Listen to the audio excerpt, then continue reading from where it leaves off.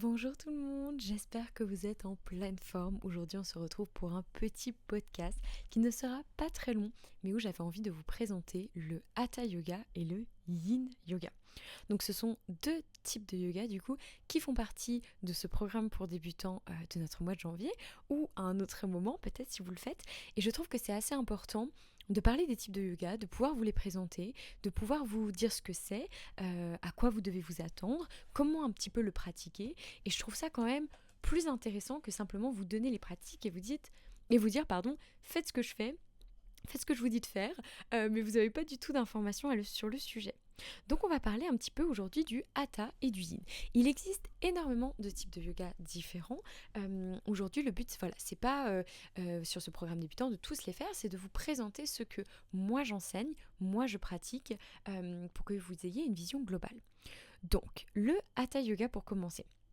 Hatha signifie en sanskrit, donc la langue dans laquelle on enseigne le yoga, Hatha signifie têtu. Donc Hatha signifie têtu, souvent on va dire, je crois que le A c'est la lune et le Ta c'est le soleil ou l'inverse. C'est une définition qui est super mignonne, mais Hatha signifie têtu. Pourquoi ? Parce que quand le yoga a commencé à s'ouvrir en Inde, en fait on n'attendait plus de maîtriser les yamas et les niyamas pour passer aux postures. On avait tout de suite envie de faire les asanas, les postures. Donc ça, vous comprenez du coup de quoi je parle si vous avez écouté le premier podcast avec c'est quoi le yoga et quels sont les 8 membres du yoga. Donc petit rappel, il y a 8 membres dans le yoga, les yamas et les niyamas sont les premiers, et donc ce sont des aspects plus philosophiques, plus spirituels, plus psychologiques du yoga, et donc les postures viennent en troisième position. Et normalement on était censé maîtriser les yamas et les niyamas avant de passer au asana, et donc on a eu envie de passer tout de suite au asana, de passer tout de suite aux postures de yoga, et donc c'est pour ça que le Hatha Yoga, c'est le yoga têtu. C'est la plus ancienne pratique de yoga, donc elle est venue bien avant le vinyasa, l'ashtanga, le yin, etc. On le verra plus tard. Au début, il y avait très peu de postures, et puis petit à petit, il y en a eu vraiment de plus en plus qui se sont rajoutées. Le but du Hatha Yoga, c'est de préparer le corps, le souffle et l'esprit à un état où la conscience peut se stabiliser. Donc le but, encore une fois, du Hatha Yoga, c'est de préparer en fait pour les prochains membres du yoga. Okay. Aujourd'hui, le Hatha Yoga est assez régulièrement pratiqué. Donc, on en voit encore très régulièrement du coup des cours de Hatha Yoga. Généralement, on voit ça comme des cours, d'ailleurs, plutôt doux, des cours pour personnes âgées. Même des profs de yoga me disent ah oui, pour ma maman, par exemple, qui est assez âgée, il vaudrait mieux qu'elle aille à un cours de hatha. C'est une prof assez connue hein, qui m'avait dit ça la dernière fois.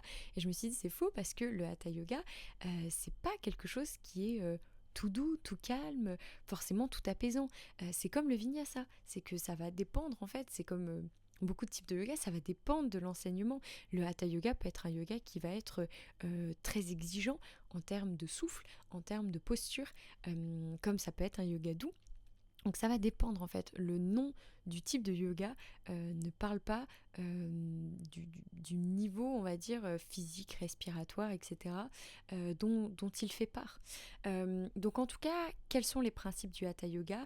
Le principe du coup, c'est que généralement, on commence par un centrage, une sorte de courte méditation, soit qui se fait assis en tailleur, soit qui se fait en Shavasana, donc allongé sur le dos. Ensuite, on passe à des pranayamas, donc des exercices de respiration, comme on dit, mais surtout en fait une circulation de l'énergie. Ensuite, on a des Surya Namaskar qui sont spécifiques, donc des salutations au soleil qui sont spécifiques au Hatha Yoga. Donc ce ne sont pas les mêmes qu'en Vinyasa. Ensuite, on va avoir des postures qui vont être dynamiques et tenues 1 minute. Dynamique pourquoi ? Parce que on verra la différence avec le Yin tout à l'heure.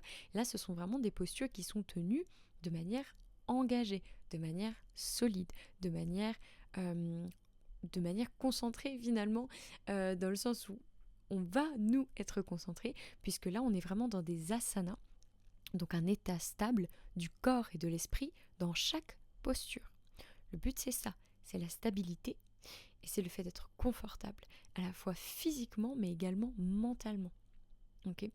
Et ensuite, donc généralement, les postures sont tenues en suivant les chakras donc en partant du chakra le plus bas et en remontant jusqu'en haut de la tête. Ok. Donc généralement, c'est comme ça que les postures sont données. Voilà. C'est à peu près tout du coup pour nos postures. Et ensuite, on termine toujours avec un Shavasana, une relaxation complète. Donc voilà pour notre Hatha Yoga. Encore une fois, des fois ça nous dit rien, mais moi je trouve que c'est des informations qui sont quand même intéressantes. Comme ça, vous les avez, vous n'êtes pas surpris. Et surtout, si vous allez en cours, vous saurez de quoi il est question, plus ou moins, même s'il y a eu beaucoup de changements avec le temps. Chaque professeur fait un petit peu à sa sauce. En tout cas, moi c'est la définition que j'ai eue d'un professeur de yoga lorsque j'étais en Inde dans un ashram, mais vous pouvez très bien aller en Inde et voir les choses d'une manière un petit peu différente, mais normalement ça c'est vraiment les bases qu'on va retrouver. Ensuite, pour parler du yin yoga, j'ai décidé de mettre les deux ensemble parce qu'en fait ce sont des postures qui sont tenues en hatha et en yin, donc tenues plus longtemps en yin, mais c'est assez intéressant parce que dans les autres types de yoga, il y a certains professeurs qui disent que ce ne sont pas du yoga, les autres types de yoga, puisque on n'est pas dans un état d'asana, donc d'état stable et confortable du corps et de l'esprit, parce qu'on ne tient pas les postures, parce qu'on est tout le temps en mouvement. Donc on ne trouve pas cet état d'asana. Alors que le hatha et le yin, on va dire que c'est du vrai yoga entre guillemets, parce que du coup, on tient cet état. Ok. Encore une fois, moi j'enseigne complètement le vinyasa, donc on n'est pas du tout, je suis pas du tout dans un jugement. Je vous partage mon enseignement. En tout cas, pour le yin a été créé à la fin des années 70, donc c'est pas très vieux, par Polly Zink. C'est une synthèse en fait du yoga taoïste et du hatha yoga. En 1989, on a Paul Grillet, qui était l'élève du coup de Polly Zink, qui a lui uniquement composé le cours de posture yin. Donc en fait, si vous voulez, dans la fin des années 70, ce Polly Zink a fait vraiment la synthèse du hatha et du yoga taoïste. Et Paul Grillet, en 89, a décidé de ne prendre que les postures yin, donc les postures qui ne sont pas yang. Donc ça, c'est vraiment dans tout ce qui est la culture chinoise. Donc ce sont des postures qui sont plutôt relaxantes, apaisantes, qui ne sont pas dynamiques, qui n'utilisent pas la force du corps, l'engagement des abdominaux, des muscles, etc. Donc il a décidé de seulement prendre les postures yin, en s'inspirant du coup de l'étude de l'anatomie qui avait été faite par Polly Zink et de la médecine traditionnelle chinoise. Et pour terminer, ce sera Sarah Powers, qui est l'élève de Grillet, donc de ce deuxième personnage, qui donnera le nom de Yin Yoga. Ok. Donc on a vraiment trois personnes. Une première personne qui a fait cette synthèse du hatha et du yoga taoïste pour créer un type de yoga particulier. Paul Grillet qui a repris ces cours-là et les études d'anatomie, etc., mais qui n'a gardé que les postures yin. Et puis une troisième élève qui a dit, eh ben ça c'est du yin yoga. Et donc ce sont des postures qui sont en règle générale tenues entre 3 à 5 minutes, qui provoquent un étirement intense. Il y a 3 zones dans le yin yoga, la zone verte, la zone orange et la zone rouge. La zone verte, c'est la zone où on est dans la posture et on ne ressent rien. Ok, pas d'étirement, rien du tout. C'est pas mauvais en soi, mais c'est pas utile.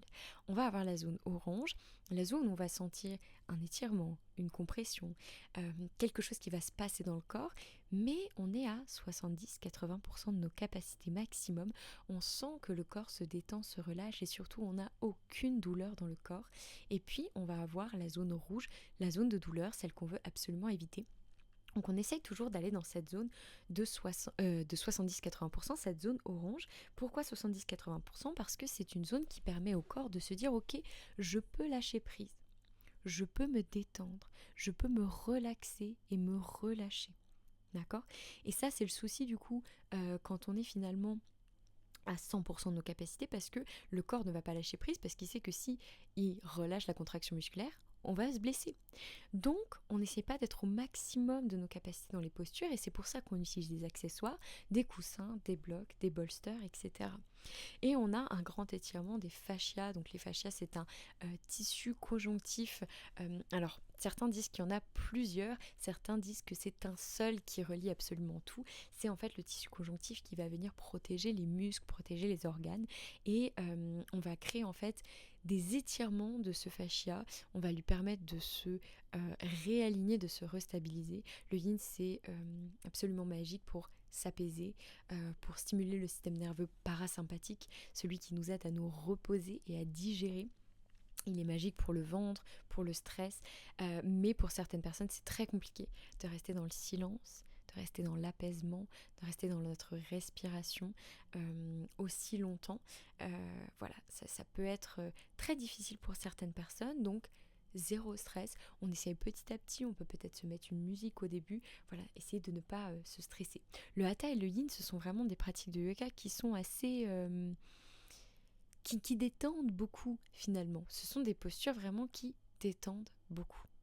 Dans le sens qui sont lentes finalement.